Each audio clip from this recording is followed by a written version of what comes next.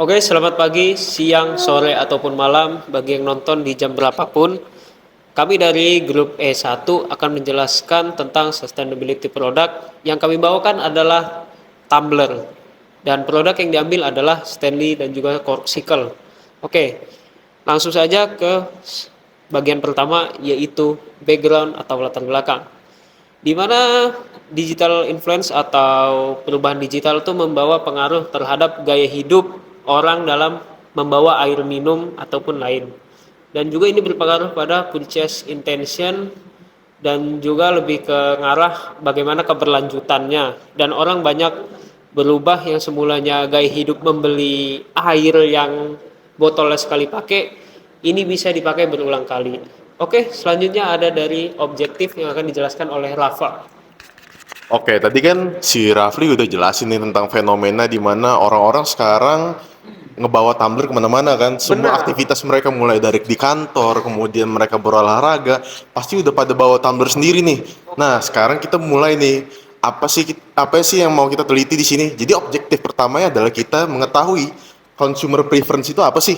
Oke. Kan kita lihat nih dari fenomena-fenomenanya kan orang tuh sekarang bawa tumbler tuh nggak cuman sebagai utilities doang, Benar, setuju. betul kan? Lebih Tapi ke juga fungsi. sebagai fashion identity gitu loh. Benar. Di antaranya lah adalah tumbler-tumbler itu yang dicari itu adalah BPA free-nya. Oke, BBF itu berhubungan dengan kesehatan berarti kan. Betul, karena kan kalau dulu-dulu nih tumbler tuh biasa plastik, ya kan? Oh, benar-benar. Sekarang kan pakai stainless steel, jadi masuknya ke dalam kategori yang BPA free. Oke. Kemudian juga kalau kalian sadar nih ya, tumbler-tumbler seperti Corkcicle ataupun Stanley itu punya temperature resistance yang sangat bagus. Iya. Mereka bisa nge-reserve heat dan dingin dengan sangat baik gitu loh. Apalagi untuk kayak gue yang suka kopi nih gitu. Itu kayak Betul. aman banget gitu kalau mau kopi pakai tumbler. Asli, kemana-mana maksudnya kita beli tuh nggak perlu maksudnya beli pakai cup plastik misalnya dari Starbucksnya, kita bisa pakai tumbler kita gitu loh untuk diisi. Benar. Lebih ramah lingkungan juga kan. Betul. Jadi ramah lingkungan. Kemudian juga lanjut ke objektif yang kedua.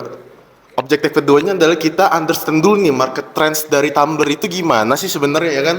Karena kalau kita lihat nih ya, trennya itu adalah tumbler ini dianggap sebagai lifestyle sekarang dan visual identity. Bener Misalnya banget. nih, kalau lu misalnya pakai Corkcicle nih, biasanya orangnya kayak apa sih sebenarnya? Lebih ke orang yang nggak mau ribet sih, memang karena dia kan kecil gitu kan. Iya. Terus kalau Stanley kan dia memang gede, tapi kebanyakan orang, woi botol gue Stanley nih. Nah, itu.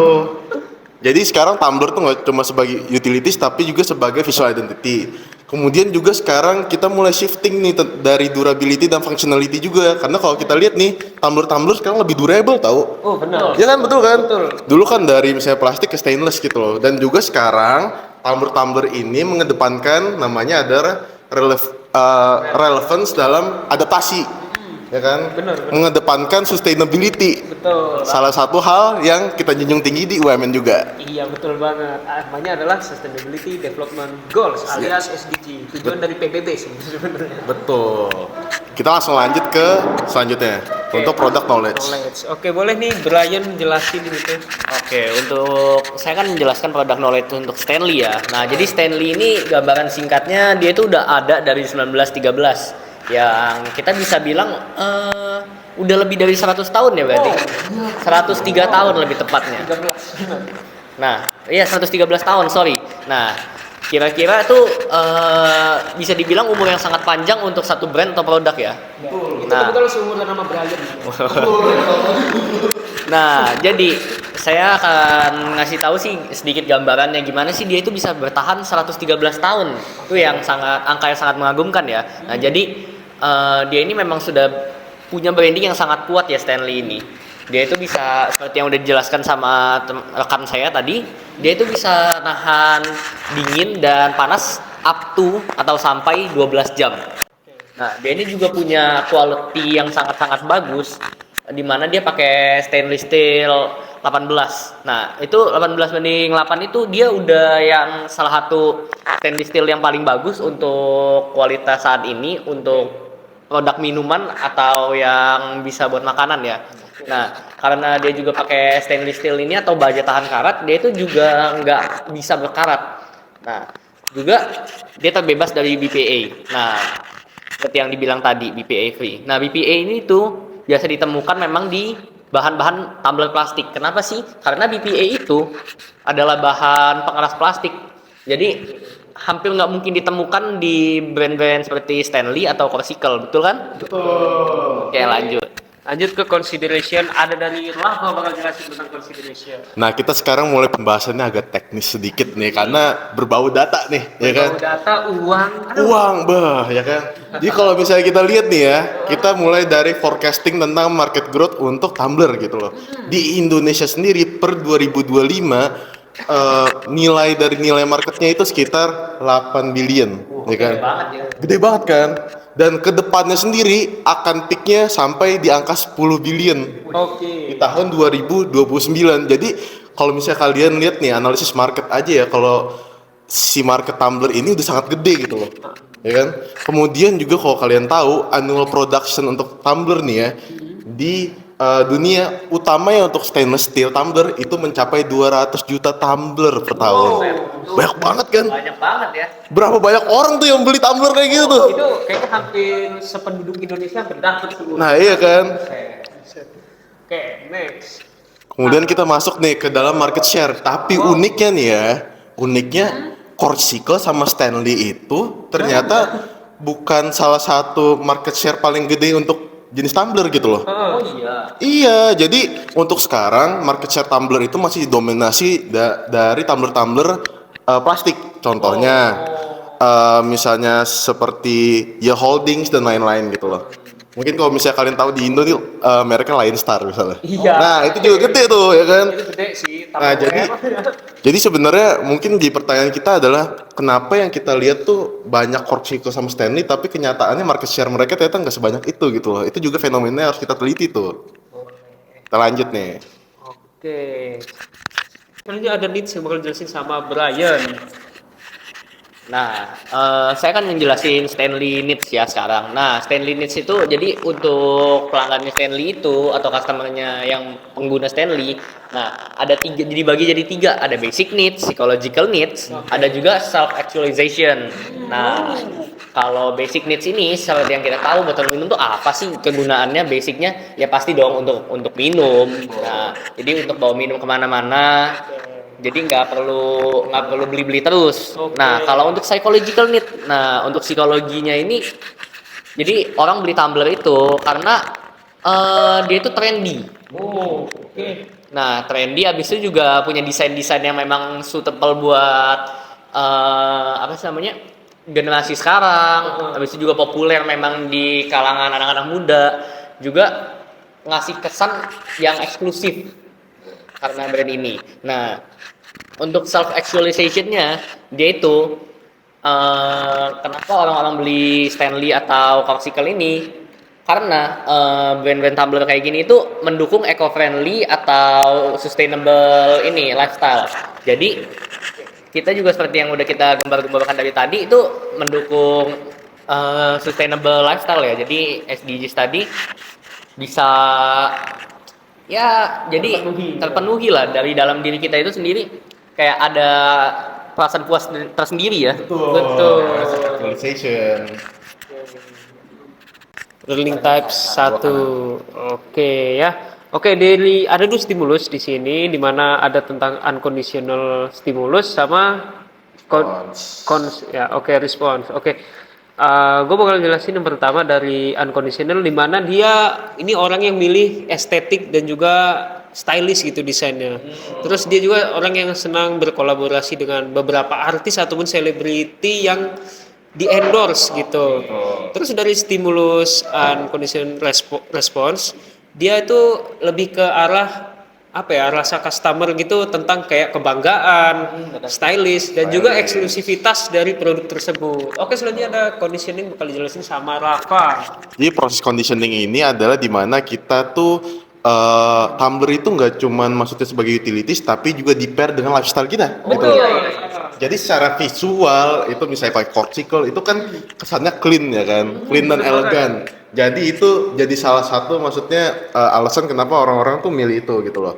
Kemudian juga consumer juga sering melihat misalnya kegiatan-kegiatan orang, misalnya orang kantoran itu diasosiasikannya dengan orang-orang pengguna korsikal gitu loh. iya benar. Karena kan kesannya lebih elegan dan lebih minimalis lah daripada Stanley, iya kan? Nah itu hal utamanya kalau untuk proses conditioning. Kemudian untuk hasil conditioningnya itu adalah sekarang ketika consumer ngelihat botol korsikal, orang-orang itu langsung ngerasa kalau misalnya botol ini adalah botol yang premium dan juga stylish gitu loh.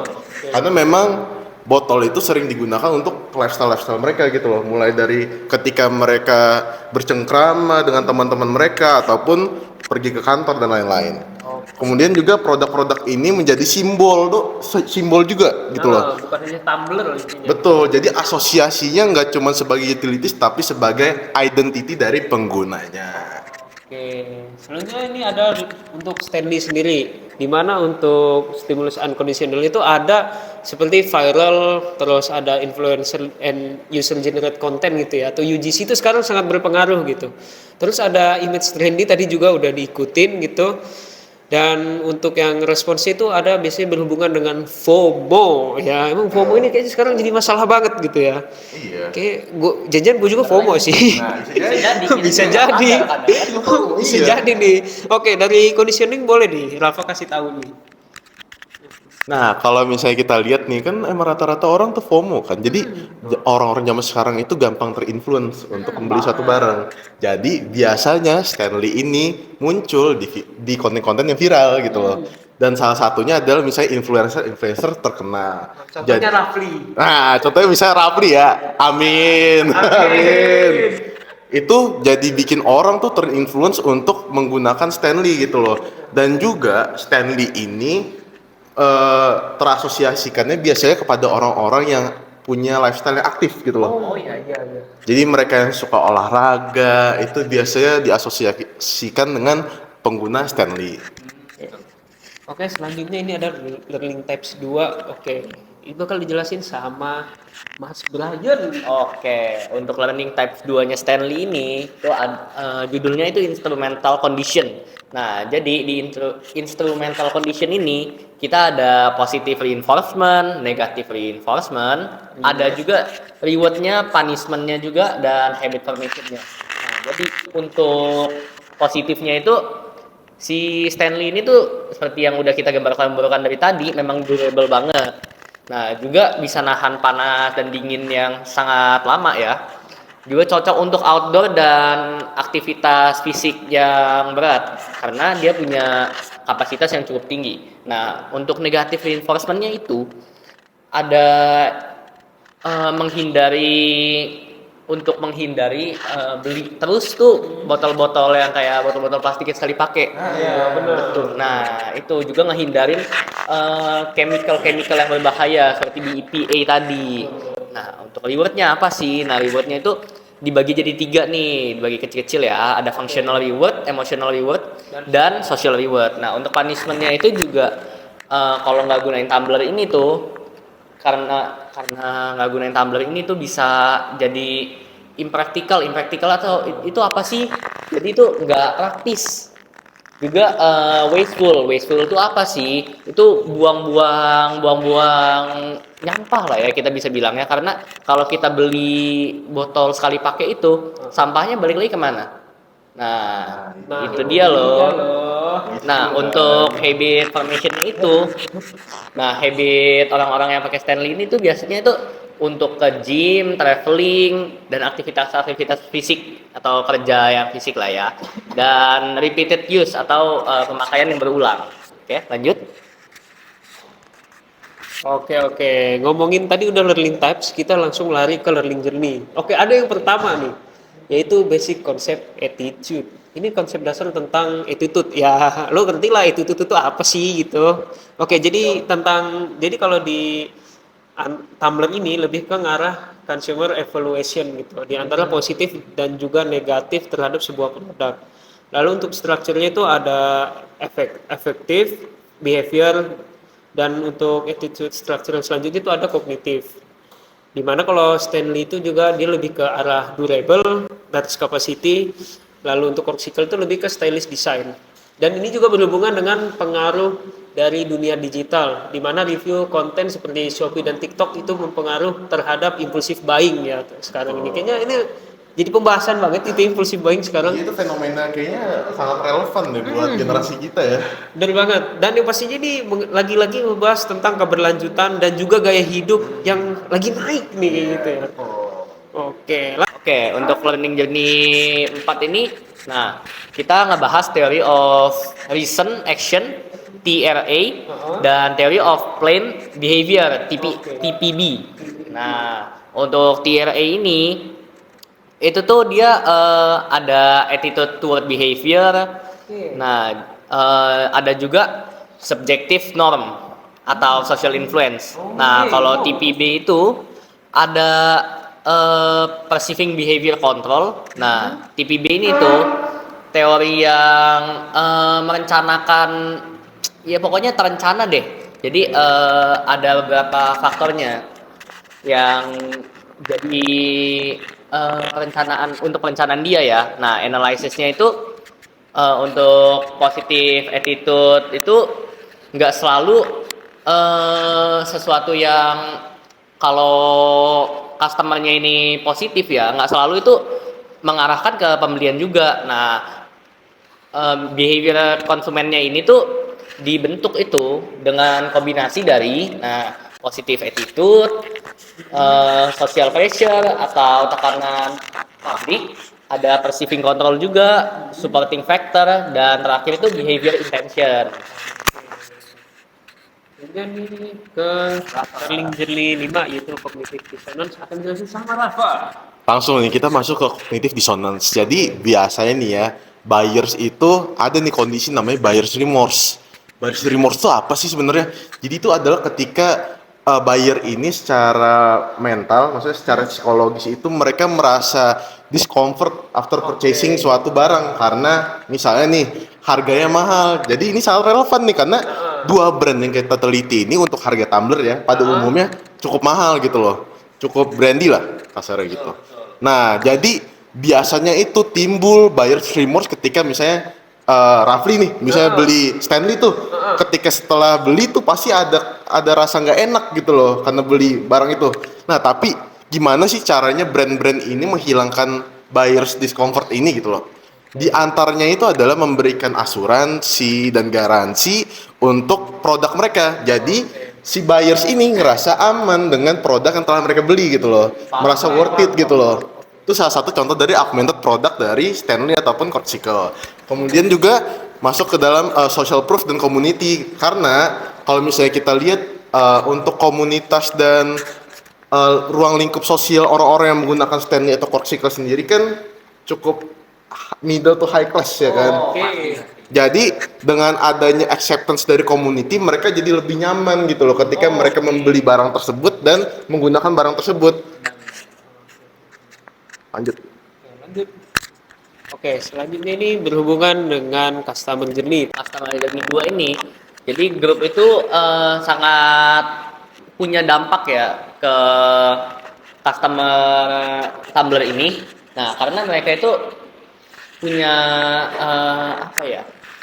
punya dampak yang untuk psikologis mereka itu aman lah kalau diakui oleh satu community tertentu. Namanya kita manusia kan, karena kita itu makhluk yang sosial. Nah, jadi saya akan ngebahas consumer digital behavior, ada application in Stanley and Corsicle juga. Lalu saya akan ngasih sampelnya. Nah, untuk application in consumer digital behavior dulu. Nah, kalau consumer digital behavior itu konsumernya itu percaya lebih tuh ke review dari TikTok, content creator, dan juga review dari e-commerce. Nah, ini sangat cocok dengan yang ya Gen Z lah, kita sebagai pengguna utama dari Tumblr ini ya. Nah, karena kan rata-rata orang tuh, kita tuh sebagai orang yang Gen Z ya biasanya ngelihat TikTok dulu kan. Biasa kita dari medsos dulu pertama. Habis itu juga kita ngelihat gimana sih yang benar-benar make orang ya. Manusianya tuh biasanya dari content creator kan. Betul. Nah, selanjutnya kita terakhir tuh kita lihat secara masif nih orang-orang tuh reviewnya gimana sih, bintang 5K, bintang 1K gitu. Oke. Nah, selanjutnya untuk application in Stanley dan Procycle itu, nah, Stanley dan Procycle itu eco friendly life banget. Nah, jadi influencer ini ngerekomendasiin tumbler yang reusable. Jadi bisa digunakan berulang-ulang. Nah, di sini juga ada review dari sustainable community. Nah, dari community yang mengedepankan yang setuju dengan sustainable lah. Itu juga mereka sangat mengembar-gemborkan ini ya. Nah, contohnya itu Stanley itu salah satu contoh untuk grup power ini, si Stanley itu bisa dibilang sangat terkenal dengan durability-nya. Nah, kalau Corsicle ini itu sangat itu diketahui atau orang-orang tuh nyarinya untuk recycle tuh estetiknya atau desainnya. Selanjutnya, Oke, selanjutnya relevant information and experience. Oke, berhubungan dengan informasi yang relate sama customer dan juga berhubungan dengan pengalamannya. Oke, dari application sendiri itu dari mengenai kualitas produk, terus temperatur apa tadi resistensi ya. Iya, tentang itu memang berpengaruh gitu kayak dia awet berapa lama itu sangat berpengaruh. Terus ada desain produk, apalagi biasanya cewek tuh ya milih desain itu pilih-pilih banget gitu. banget dong. Itu Terus sangat penting itu. Sangat penting. Terus untuk perilaku di konsumen di dunia digital tuh biasanya dia nonton lewat unboxing video ini yang paling banyak sih kayaknya ya. Kayak lu buka aplikasi online, kita buka aplikasi online ataupun ijo, pasti yang kita lihat nih, wah ratingnya gimana nih? Misalnya ratingnya ternyata 5/5 gitu, wah langsung beli kita. Terus ada dari review-review yang sangat berpengaruh gitu, misalnya, wah produk ini sangat cocok, barang sangat mantap gitu. Dan ini biasanya sih kita bisa lihat di Shopee ataupun TikTok gitu ya. Ataupun sebenarnya ada aplikasi hijau yang tadi saya sebutin namanya adalah Tokopedia. Nah, iya betul. Oke, ini selanjutnya bakal dijelasin sama Rafa. Nah, untuk produk consciousness ini dimana produk ini tuh visible untuk others gitu loh. Jadi kalau misalnya kalian sadar nih ya, kadang tuh beberapa merek tumbler itu punya apa ya, menyimbolkan suatu grup biasanya Iya betul. atau lingkup sosial gitu loh. Contohnya nih misalnya kayak Stanley nih. Stanley tuh pasti biasanya buat orang-orang yang suka olahraga gitu loh. Orang yang suka nge-gym dan betul. Dan juga Stanley itu lebih maskulin desain-desainnya. Jadi rata-rata yang menggunakan tuh laki-laki juga, tapi tidak menutup kemungkinan untuk Corsicle digunakan untuk laki-laki juga gitu loh. Karena desain Corsicle sendiri lebih minimalis dan lebih stylish gitu loh. Biasanya nih dua tumbler ini umumnya ditemukan di komunitas-komunitas diantaranya di kampus, di gym, di office, dan juga misalnya kita sering nongkrong nih, anak-anak kan sering nongkrong kan, ke coffee shop biasanya kan. Apalagi kita kalau coffee shop lama kan biasanya, bisa dari sore sampai tengah malam gitu loh. Nah lanjut kemudian tumbler-tumbler ini juga biasa digunakan sebagai fashion statement juga. Dari warnanya, dari desainnya itu melambangkan fashion style kita gitu loh, dan juga simbol dari eco-friendly gitu loh. Betul, lanjut. Nah, untuk personality karakteristik untuk tumbler-tumbler ini sendiri biasanya ya, karena kita melihat dari harganya juga yang mahal tuh biasanya nggak cuman untuk utilities tapi juga sebagai bentuk simbol sosial juga gitu loh. Jadi ketika orang-orang yang misalnya udah punya Stanley ataupun Corsicle itu biasanya dianggap orang-orang yang keren gitu loh. Karena memang itu menjadi salah satu lifestyle dan simbol lifestyle orang-orang zaman sekarang. Kemudian juga brand-brand ini trend sensitif juga. Jadi orang-orang bakal notice dan tahu tren-tren paling baru dan keluaran paling baru dari tumbler-tumbler ini gitu loh. Kemudian juga untuk orang-orang yang peduli dengan lingkungan gitu loh. Contohnya biasanya mereka itu di-influence oleh influencer, viral threads, dan juga online community dari tumbler-tumbler ini. Oke, ini ada consumer personality bakal saya jelasin. Yang pertama itu ada tentang social oriented, trend followers, terus ada culture oriented, thrill seeking, dan juga casual and explorative. Oke, itu cukup beberapa poin saja, langsung tidak perlu lama-lama. Kita langsung ke hasil wawancara banyak anak-anak yang berhubungan dengan customer journey. Oke, Ini Brian bakal jelasin consideration stage, akan dijelasin sama Brian. Oke, singkat aja boleh Brian. Oke, untuk consideration state ini, jadi singkatnya Stanley dan Circle ini sebagai sustainable tumbler, mereka itu ada apa ya, punya masa depan itu yang comparing future. Jadi punya harga dan desain itu yang udah cukup kuat. Nah, jadi mereka juga punya online review yang udah banyak, rating yang cukup kuat. Mereka juga punya comparison di video-video di TikTok, YouTube dan media sosial lainnya ya. Nah, jadi faktor untuk pelanggan mempertimbangkan Stanley atau Corsical ini itu balik lagi ke fitur-fitur yang ditawarkan oleh brand-brand ini. Contohnya kayak tadi itu seperti yang udah kita bahas berulang-ulang kali tadi, bisa nahan panas dan dingin yang sangat panjang ya. Mereka juga punya material yang eco-friendly dan sustainable ya. Oke, next. Yuk lanjutnya ada tentang purchase stage, di mana ini berhubungan dengan apa nih kira-kira nih, promosi dan lain-lainnya.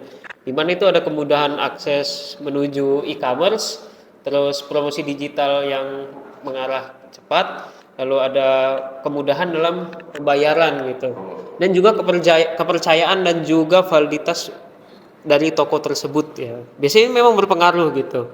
Tapi ini kayaknya nggak usah lama-lama ya, kita langsung next aja ke retention stage. Jadi retention stage ini tentang bagaimana brand itu nge-build loyal customer gitu. Gimana sih caranya brand-brand ini bikin customer mereka loyal terhadap brand mereka sih? Jadi di antaranya itu adalah ketika customer ini ngerasa satisfied mulai dari build quality-nya, desainnya menarik, maka otomatis consumer itu kemungkinan besar akan repeat order lagi gitu loh. Jadi secara nggak langsung itu membuat mereka jadi loyal customer untuk brand tersebut gitu loh. Kemudian juga bagaimana mereka itu punya strong emotional connection terhadap brand tersebut gitu loh. Ketika mereka sudah sering beli brand tersebut, ketika brand itu bisa menggambarkan identitas mereka gitu loh, itu bikin consumer ini punya emotional attachment terhadap brand tersebut gitu loh. Nah biasanya bentuk-bentuk cara brand-brand ini untuk bikin customer ini loyal diantaranya melalui marketing, lewat loyalty program, dan juga social media engagement yang menarik. Oke, dari semua hasil interview yang dilakuin sama anggota kelompok, kita dapat kesimpulan gitu, dimana dari insight dari seluruh interview, dimana di sini ada 25% menyatakan ketertarikannya itu lewat desain yang estetik gitu. Menurut kalian tuh setuju kan gitu? Iya, iya. Terus ada 40% itu lebih mementingkan kepraktisan dan juga fungsi dari tumbler tersebut. Oke, terus ini 25%-nya ada dari apa nih, Lang? Ini dari tren ya ini. 25% lagi orang-orang itu beli tumbler karena tren dan juga sosial media. Jadi secara nggak langsung ini mencerminkan bahwa konsumer dari tumbler ini rata-rata adalah konsumer yang terinfluence dari marketing engagementnya dari setiap brand ini gitu loh. Betul, ada juga nih yang terakhir tuh 15% tuh yang paling sedikit tapi juga nggak bisa kita abaikan tuh, ada juga karena yang kepedulian tentang lingkungan seperti yang dari tadi kita bahas. Jadi mereka itu juga merasa bahwa beli tumbler ini juga mereka berpartisipasi untuk menjaga kebersihan lingkungan atau sustainable tadi ya. Lalu ada untuk customer profile ini sebenarnya kita udah bisa tahu dari tadi, ini bisa kalian lihat sendiri di mana ada beberapa responden seperti Karen Eka Yolanda, Monica, Joko, Chelsea, Mel interviewee, Giovanni Vander, dan ini semua itu dari persona yang berbeda dan bahkan interest demografiknya pun beda-beda gitu ya. Tapi ini kalau kita jelasin satu-satu kayaknya kalian bosen sih gitu. Banget ya. Banget. Oke, selanjutnya ada marketing strategi recommendation. Oke, ini kayaknya Brian lebih mengerti ya menjelaskan ini. Boleh, Brian. Nah, untuk rekomendasi strategi ya untuk Stanley dan Corsical ya dari tadi. Sebenarnya kalau saya ini kan sangat banyak nih. Kalau saya singkat stepnya, sebenarnya mereka itu cuma lebih perlu buat sekarang tuh yang merajai kita tuh apa sih? Kira-kira tuh ya, kita tuh yang sangat merajai sekarang tuh apakah banner? Banner udah nggak terlalu.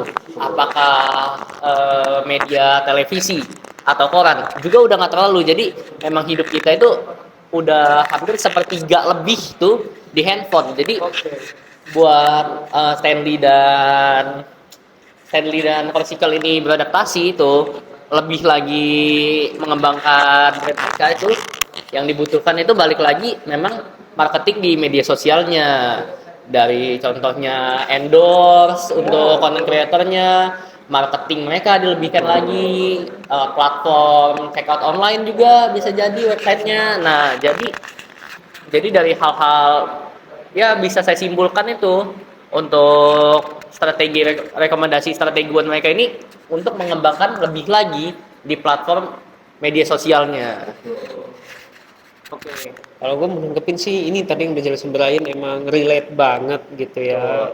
Jadi kita kayaknya memang pakai Tumblr tuh bukan sekedar apa ya kayak gaya hidup doang sih, tapi lebih ke fungsi gitu. Oh, kalau Rafa gimana nih, Rafa? Kalau menurut saya sendiri ya, Tumblr itu nggak cuman sebagai fungsionalnya doang gitu loh. Orang tuh nggak lihat Tumblr sebagai botol minum doang sekarang, tapi juga sebagai simbol sosial dan lifestyle mereka gitu loh. Tumblr itu sekarang merefleksikan status sosial orang. Jadi itu salah satu alasan kenapa banyak orang juga membeli Tumblr-Tumblr seperti Corsicle dan Stanley. Di luar dari seberapa bagus fungsi mereka dan juga durabilitas mereka gitu loh. Oke, ada yang mau tambahin Brian? Boleh boleh. Nah, kalau dari gua sih ya, menurut gua setuju sama Rafa dan Rafli. Oke. Nah, Tumblr itu sekarang tuh menurut gua udah bisa jadi identity. Karena kalau jujur-jujuran doang, kalau kita cuma pengen minum buat minum, banyak juga tumbler yang harganya mungkin 1/10 ya dari Stanley atau Corsicle ini. Nah, betul. Nah, tapi kan Stanley dan Corsicle ini punya punya aspek-aspek seperti self actualization atau bisa direcognize sama kelompok mereka atau kelompok sosial tertentu ya. Jadi seperti itu. Ya, STP, bagian STP itu segmentation, targeting, positioning. Segmentation adalah pembagian pasar menjadi beberapa kelompok konsumen berdasarkan karakteristik tertentu. Targeting itu menentukan kelompok konsumen yang paling cocok untuk dijadikan target pasar, dan positioning itu adalah membangun citra atau posisi produk di benak konsumen agar berbeda dari kompetitor. Segmentation yang kita ambil di sini adalah sport active, yaitu Stanley, lalu targeting itu Hangout, Core Cycle, dan positioningnya corporate work itu ada di Oala. Oke, next. Oke, selanjutnya masuk ke motivation ya. Motivation core cycle tuh intinya tuh konsumen yang membeli core cycle tuh bukan hanya karena buat tempat minum aja nih, tapi juga karena produk ini mencerminkan siapa mereka, seberapa modern mereka, dan peduli lingkungan serta gaya yang stylish sih. Nextnya motivation buat Stanley. Poinnya tuh Stanley lebih didorong oleh faktor sosial dan tren viral, sehingga konsumen yang memilih Stanley ini merasa bagian dari tren dan mendapat pengakuan sosial dari komunitasnya juga sih.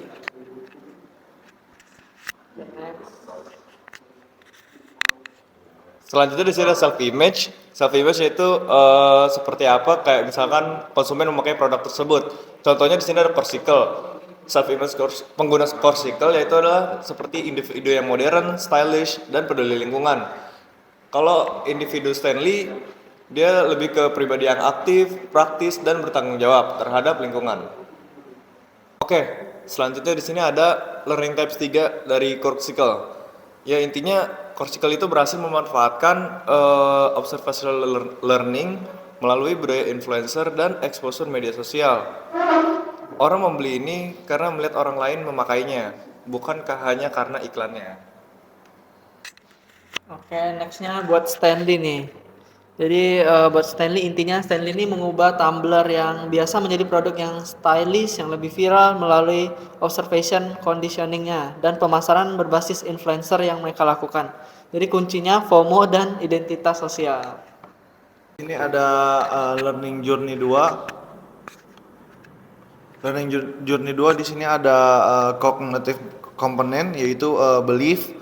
Yang kedua ada behavioral component, action, affective component, feelings, dan sama digital influence. Kalau di cognitive components-nya itu Stanley punya tumbler tahan lama, terus berkualitas tinggi, memiliki kapasitas besar dan menjaga suhu lebih lama, lalu populer sebagai lifestyle product. Kalau Core Cycle desain lebih menarik, lebih mewah, ramah lingkungan, cocok untuk fashion dan estetik lifestyle. Kalau behavioral komponennya dia perilaku yang muncul dari sikap konsumen yaitu membeli Stanley atau Core Cycle, membawa tumbler dalam aktivitas sehari-hari, mengunggah foto atau video di TikTok atau Instagram, merekomendasikan produk kepada teman.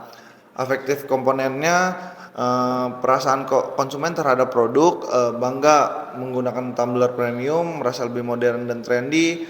Lalu digital influence, review TikTok, Shopee, Instagram dan sosial media lainnya, dan influencer menciptakan social proof. Selanjutnya ada learning journey 6. Jadi yang pertama tuh ada customer experience atau pengalaman pelanggan nih. Yaitu konsumen merasa puas karena tumblernya tahan lama dan reusable dan bisa menjaga suhu minuman lebih lama dibandingkan tumbler biasa. Nextnya ada di emotional connection atau koneksi emosional. Jadi yang pertama nih Stanley nih. Stanley dikaitkan dengan gaya hidup yang aktif untuk komunitas trendy dan menciptakan rasa yang eksklusif dan rasa memiliki. Kalau di Core Cycle nih memberikan kesan yang estetis, elegan, fashionable, dan menjadi bagian dari identitas pribadi konsumen.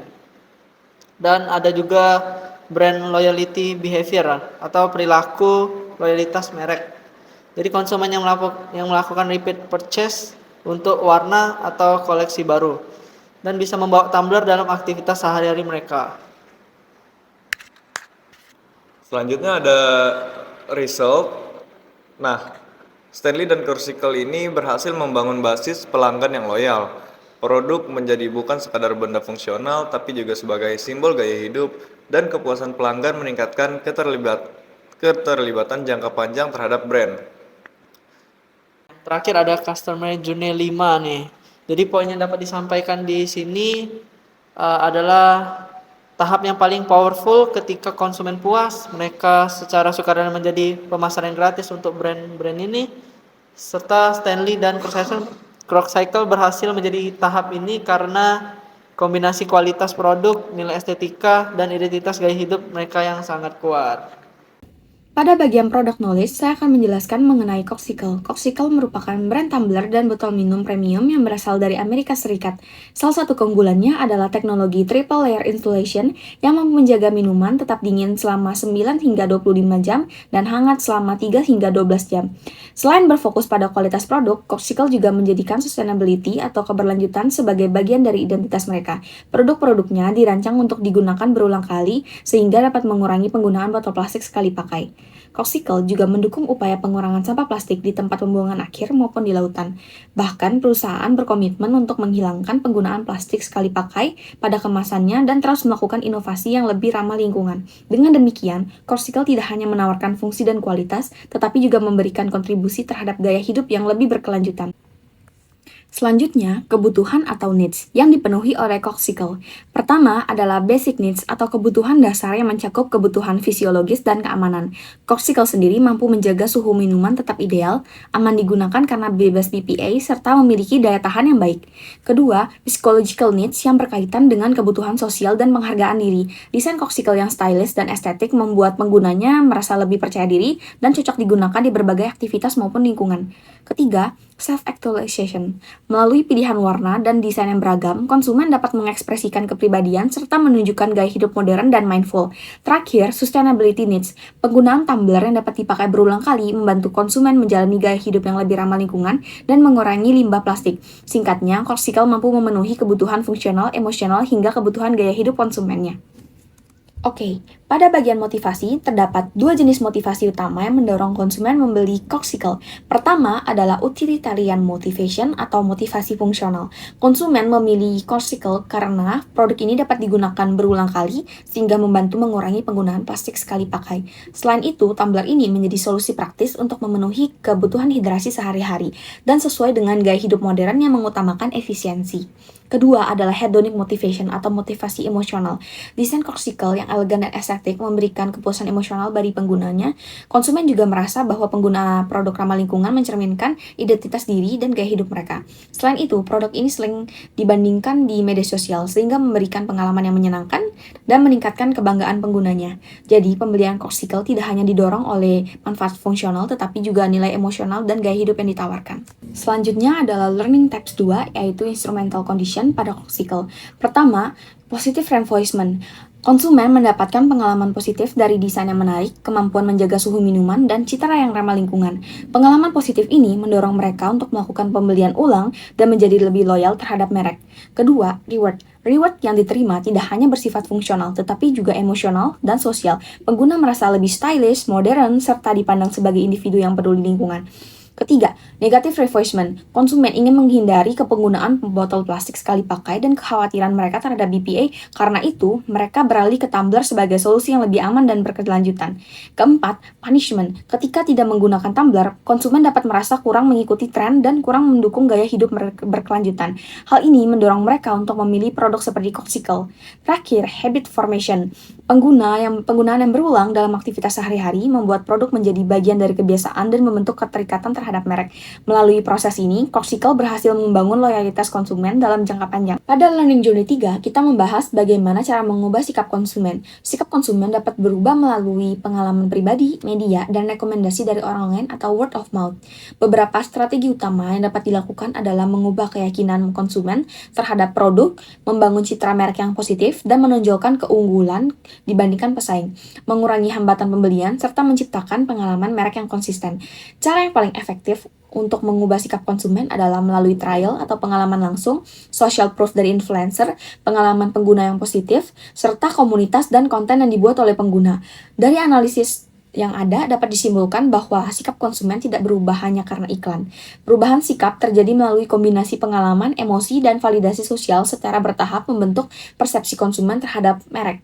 Selanjutnya adalah faktor yang mempengaruhi perilaku konsumen, yaitu conformity atau konformitas. Konformitas adalah kecenderungan seseorang untuk menyesuaikan sikap atau perilakunya dengan kelompok sosial yang dianggap penting. Dalam konteks Corkcicle dan Stanley, konsumen seringkali membeli produk karena melihat teman, influencer, atau komunitas yang mereka ikuti menggunakan produk tersebut.